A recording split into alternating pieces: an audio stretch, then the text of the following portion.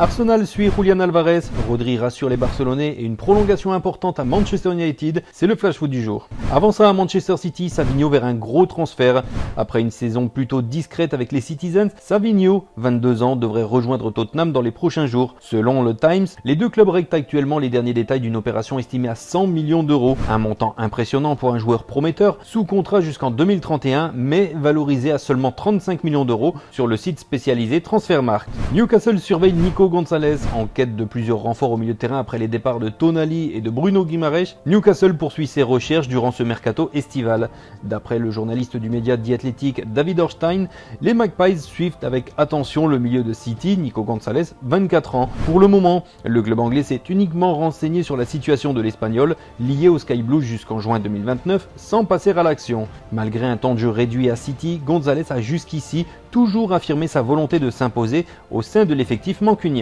Du côté de l'AC Milan, Modric revient sur sa décision. Il a donc attendu la fin de la Coupe du Monde 2026 avant de prolonger avec les Rossoneri. Le Croate a expliqué ce choix aux médias. Je n'ai jamais pensé que ce serait mon dernier match avec le Milan. Au fond de moi, je savais que je voulais continuer, mais en même temps, je devais vérifier d'autres éléments qui me permettraient de le faire.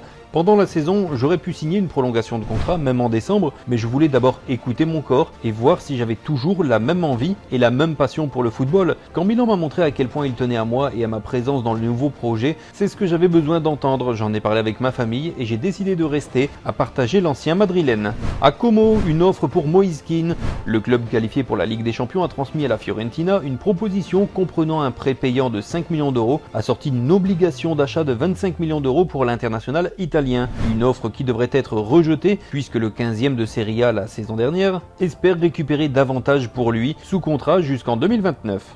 À l'Atlético Madrid, Kanguinli voulait revenir en Espagne. Transféré du PSG à l'Atlético cet été, le joueur de 25 ans a rapidement accepté l'idée d'un retour en Liga. Dès qu'on me l'a annoncé, je n'ai eu qu'une envie, rejoindre l'Atlético et gagner des titres. J'y ai pensé à maintes reprises depuis mon départ de l'Espagne. Il fallait que je revienne jouer ici, c'est là où j'ai grandi et je suis impatient de rejouer en Liga. Je viens avec l'ambition de tout gagner, le club passe avant tout, a-t-il déclaré. À Manchester United, Bruno Fernandes vers une prolongation.